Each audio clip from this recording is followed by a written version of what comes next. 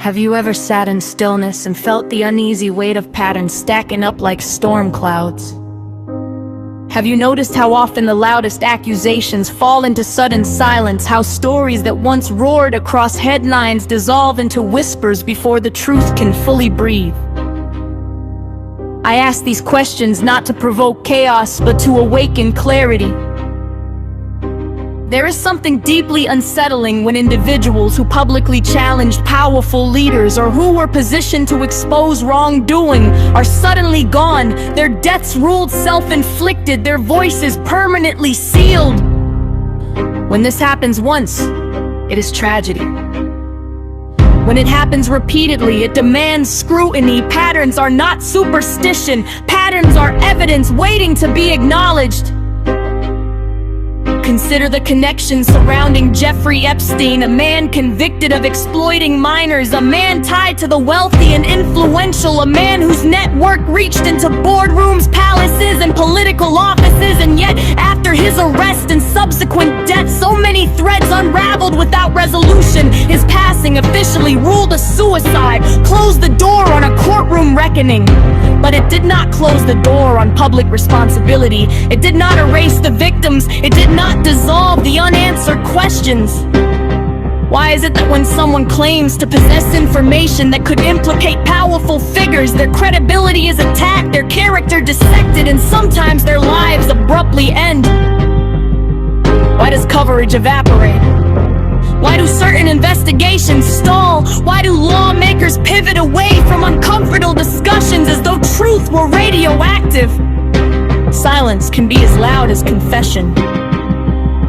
The media, once positioned as watchdogs, sometimes behave like guardians of carefully curated narratives. Stories that could reshape public perception are diluted, redirected, or quietly archived. Anchors change the subject, banals debate trivial distractions. Meanwhile, families who endured trauma are left watching their pain become a footnote. This is not about partisan rivalry, it is about accountability.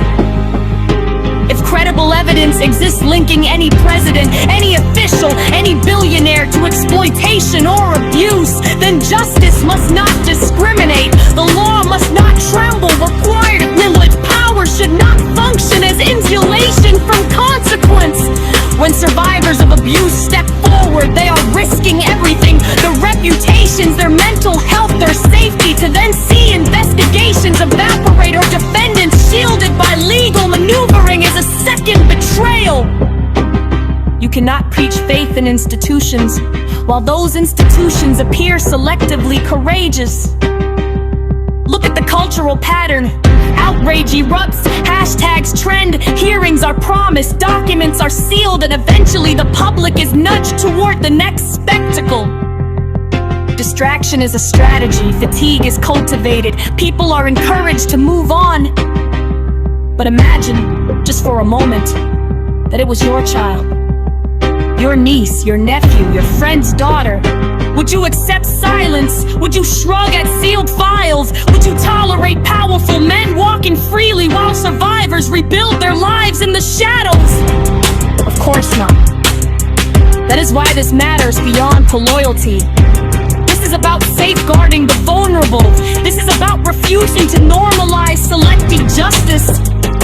When lawmakers avoid confronting documented associations, when committees fail to press for transparency, when networks soften their tone towards individuals once scrutinized, public trust erodes. Trust is not automatic, it is earned through consistent integrity.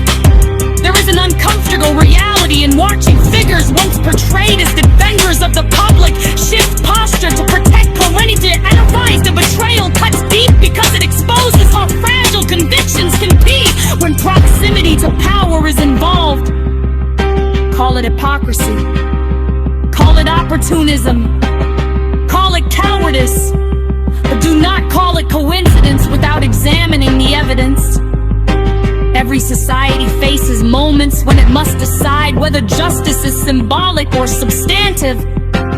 If files exist, release them responsibly. If rejustices remain open, communicate transparently. If crimes were committed, prosecute without fear. Shielding reputations while neglecting victims is not governance, it is complicity. The public deserves clarity, when survivors deserve closure.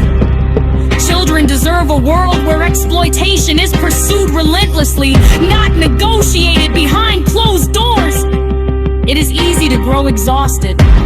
It is tempting to disengage when the machinery of power feels immovable, but silence benefits only those who rely on it.